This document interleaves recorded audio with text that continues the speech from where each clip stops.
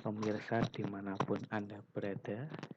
Jumpa lagi di channel Bebek Hibrida BMS, dimana pada kesempatan kali ini saya akan berbagi pengalaman atau membuat sebuah analisa keuntungan dari ternak bebek pedaging hibrida atau packing sebanyak 100 ekor. Kemudian berikut adalah penjelasannya, Pak, di mana untuk ternak bebek pedaging hibrida atau packing itu dimulai dari pemilihan anak bebek atau DOD. Di sini digambar dijelaskan sampel box dari DOD Gunsi 888 dari PT Putra Perkasa Genetika Bogor. Ini merupakan DOD pabrikan. Kemudian untuk pemilihan pakan di sini menggunakan pakan pabrikan BR1 yang dibuat oleh PT Japa Kompit. Untuk pemilihan pakan itu untuk rekan-rekan di rumah itu bisa memilih sesuai kemampuan saja, Pak. Ada pakan khusus itik pedaging, ada pakan khusus untuk ayam pedaging. Yang terpenting itu bentuknya crumble untuk anak bebek. Untuk bebek yang lebih gede atau sedang masa grower itu pakannya berbeda lagi, Pak. Kemudian untuk persiapan kandang bebek hibrida, di sini sudah dijelaskan bahwa ini adalah kandang saat masa brooding atau masa anak bebek menjalani pertumbuhan yang masih menggunakan pemanas.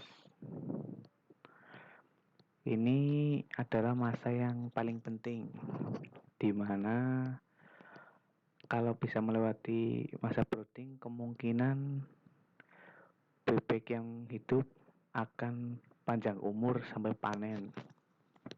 Karena di sini critical point-nya bebek bisa mati karena kejepit atau terinjak-injak dari bebek lain saat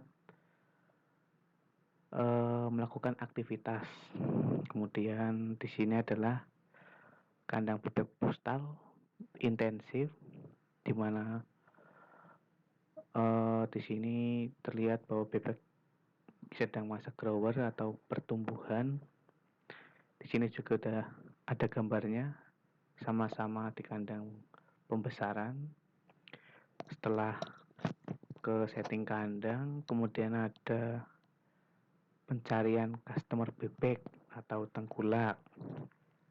Ini adalah poin penting sebelum kita memulai bisnis bebek pedaging, karena tanpa customer, usaha yang kita lakukan itu sia-sia. Karena customer lah yang membayar pekerjaan kita. Kita sebagai peternak hanya sebagai jasa pembesaran saja. Kemudian setelah itu yang terakhir adalah ada bagian untuk analisa keuntungan dari ternak bebek packing DOD pabrikan sebesar 100 ekor. Untuk yang pertama yaitu pemilihan bibit atau anak bebek. Biasanya disebut DOD kalau di grup Facebook, WA, atau di Google. Ketik saja DOD itu sudah ada keterangannya, yaitu day old duck atau anak bebek. Untuk DOD banyak dijual oleh penetas bebek baik pabrik ataupun penetas kecil. Saya sarankan untuk pemula ya penetasan bebek dari pabrik karena lumayan terjamin kualitasnya. Untuk DOD-nya untuk yang spek tinggi, ini adalah ilmu buat teman-teman semua. Biasanya belum ada yang nerangin mengenai spek-spek DOD di channel-channel lainnya. Tapi pada kesempatan kali ini saya akan berbagi informasi dan pengalaman terkait ternak bebek. Untuk yang pertama, untuk DOD PPM dari Kediri atau dari PT Putra Prima Mandiri itu memiliki spek 1,8 kilo up panen. Biasanya umur 33 sampai 40 hari itu sudah 2 kiloan. Kemudian juga DOD Kunci 888 dari PT Putra Perkasa Genetika juga spek yang sama. Tergantung ibaratnya jokinya lah. Untuk dua DOD ini udah sangat bagus, terjamin kualitasnya dan sehat-sehat. Jadi untuk mencapai bobot segini itu tergantung pakan yang diberi dan teknik perawatan dari joki atau peternaknya.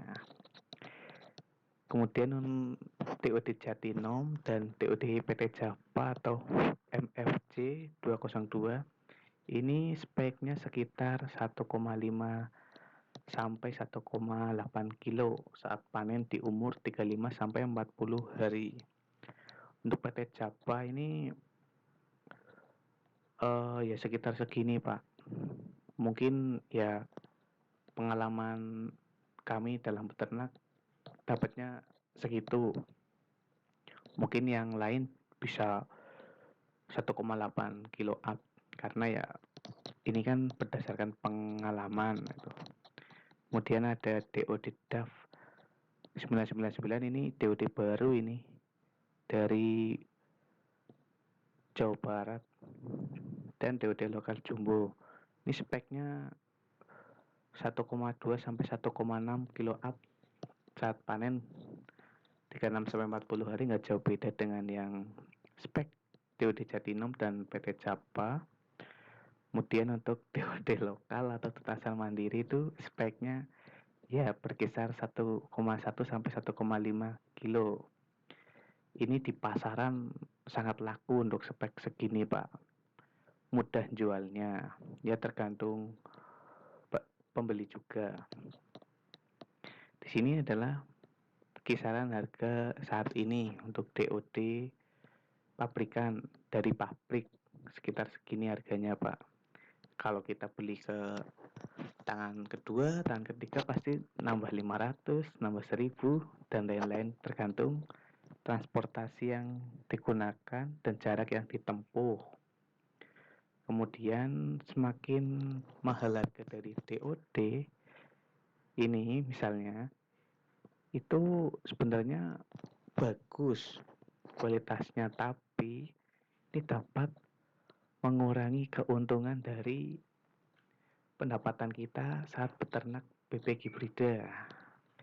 Saran saya spek ya Kunci, Jatinom, Japa kalau PPM memang bagus tapi memang lumayan mahal dan kadang susah dapatnya karena banyak yang antri. Setelah itu lanjut ke pemilihan pakan. Di sini adalah pemilihan pakan buat bebek pedaging, packing atau hibrida.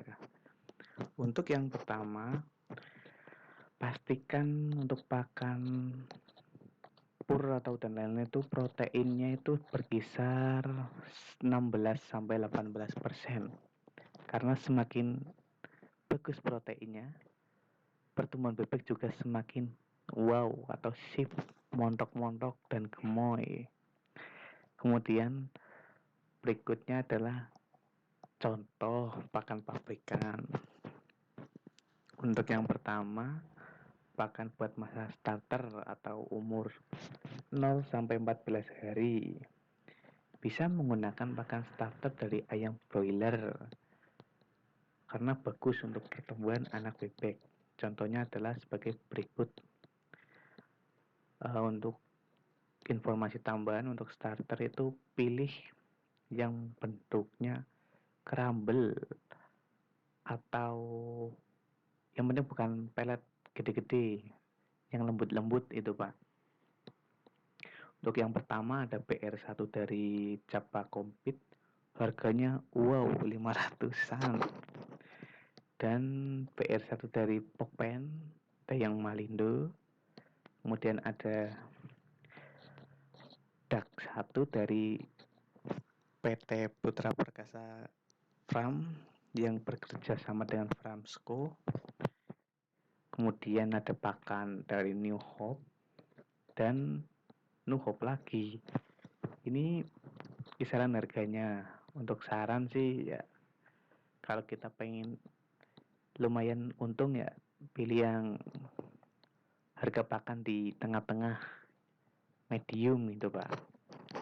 Ya lumayan bagus buat pertumbuhan dan bisa nambah untung kita lah dalam peternak. Kemudian untuk pemilihan pakan grower ini atau finisher itu setelah pemakan crumble, anak bebek biasanya umur 15 sampai panen itu menggunakan pakan finisher, bisa dari ayam broiler atau itik pedaging. Untuk yang pertama ada pakan DAK 2 atau finisher dari PT Putra Perkasa Genetika, New Hope dari Sreya, Patriot, CC Fit, banyak pakan yang ada di pasaran atau di poultry terdekat di area kita. Setiap daerah pasti ada agen untuk pakan. Ini ada catatannya Pak, semakin mahal harga pakan, semakin bagus kualitasnya. Namun pendapatan kita bisa dikurangin. Itu sih terserah, tergantung joki atau peternaknya. Kemudian juga ada pakan alternatif atau mencampur sendiri. Ya, ini komposisinya saja. Ini contoh-contohnya. Ya, saya saranin buat pemula ya full pur saja, Pak. Karena untuk campuran ya ribet, nyari bahan, rugi tenaga juga, kita harus nyampur-nyampur sendiri. Ini kan namanya self mix, campur sendiri. Nyari bahan-bahan kayak gini kalau kita full pur kan tinggal ngasih pakan, dah tinggal pergi gitu. Ini masih nyampur-nyampur. Kemudian lanjut ke kandang buat bebek hibrida. Yang pertama untuk masa brooding, ini ditempatkan di box ukuran ya 1 meter kali 2 bisa. Ya tergantung selera bapak-bapak atau ibu-ibu semua.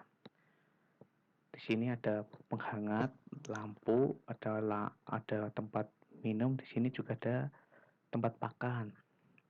Masa brooding ini paling penting karena kalau masa brooding berhasil atau pada hidup semua bebeknya dan pertumbuhannya bagus, maka untuk masa finishernya itu sangat bagus, minim kematian itu Pak. Yang dikontrol ya kebersihan kandang, sebelum DOD masuk dibersihkan kotorannya, disemprot disinfektan, kemudian mulai disetting kandangnya ketinggian dari tempat minum dan ketinggian dari pemanas. Kemudian lanjut ke kandang finisher atau grower. Ini ya kita bisa menggunakan kandang postal, diletakkan aja di tanah karena bebek itu khas di mana-mana bisa hidup dan berkembang biak. Yang penting ini bertumbuh saja. Di sini setelah turun dari box maka bebek disuruh makan, minum kan. Ini kita memelihara bebek pedaging. Ya, kalau bisa sih meminimalisir pergerakan yang dapat mengubah energi menjadi energi pengen sih pakannya ini jadi lemak saja, karena yang dicari daging dan bobot yang bagus. Sebelum turun ya kita sterilkan kandang, karena kalau kandangnya bersih, steril, dan tidak terlalu padat, itu bebek itu keseragamannya bagus. Selain itu juga minim penyakit dan minim bau juga. Karena kalau banyak kotorannya, banyak bebeknya kan keinjak-injak kotorannya. Lah yang masih basah itu keinjak, jadi menjadi bau lah. Jadi kalau kandang bau itu menyebabkan tetangga marah. Jadi kita gak enak kalau usaha di pertengahan kampung lah.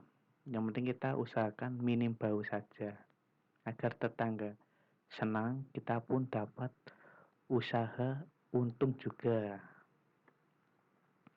Kemudian untuk mencari customer atau tengkulak, itu ya kita bisa nyari-nyari di pasar, di Facebook, atau di mana-mana lah. Yang penting orang mau nerima. Saran sih ya kalau usaha sampai ke karkas, karena kita udah melihara, gedein, motong, jual, itu mungkin keuntungannya bisa nambah. Tapi untuk saat ini saya masih fokus di peternakan saja, pembesaran saja. Yang penting itu dibayar cash saja, Pak. Biar perputaran modalnya semakin lancar. Kita bisa beli kopi dan beli apa yang kita mau. Karena kesehatan itu berawal dari pikiran yang baik. Kemudian untuk analisa keuntungannya, untuk yang pertama, bibit bebek atau TOD itu jumlah 100 ekor, harganya sekian, sekian, bisa dilihat lah di sini. Untuk kematian dari 100 itu ada 2 ekor karena kejepit atau tertindih saat masa breeding. Sehingga untuk bobot saat panen kan 2 kilo. Kebetulan harga kemarin itu rekor ini Pak, 28.000 per kilo. Jadi yang kita dapat omsetnya 5.400.000 sekian. Untuk modal sekian, bisa dilihat di atas ini. Pakan gini, ini hanya contoh pengalaman saja. Keuntungannya ya lumayan lah, alhamdulillah. Kalau kita hidup di desa mah segini lumayan kalau seminggu sekali atau 2 minggu sekali. Untuk keuntungan juga dipengaruhi oleh beberapa faktor. Ini yang pertama, harga pasar bebek. Kalau harganya tinggi, pasti keuntungannya meningkat, Pak. Kemudian bobot dari bebek, semakin besar bobotnya kan dikali dengan harga per kilo, jadi semakin tinggi nilai jualnya. Kemudian minim dari tingkat kematian, ini kan hanya 2 ekor ya, 2% atau ya 2% lah, masih masuk lah, jadi bisa nambah keuntungan. Harga pakan kalau murah juga bisa bagus buat keuntungan kita. Kemudian cuaca ini yang paling penting. Kalau cuacanya sedang bagus, panas terus, itu malah bagus. Toh juga kandang kita insentif dan bersih, bebek pun nyaman, minim kematian. Ya semoga saja sih dapat untung, karena namanya usaha pasti ada untung ruginya. Untung ya kita nikmatin, rugi ya jadikan pelajaran tuh Pak. Sekian informasi yang dapat saya sampaikan. Jangan lupa untuk teman-teman like dan subscribe channel ini, dan minta supportnya juga dari teman-teman semua agar lebih semangat bikin konten-konten lagi. Sekian.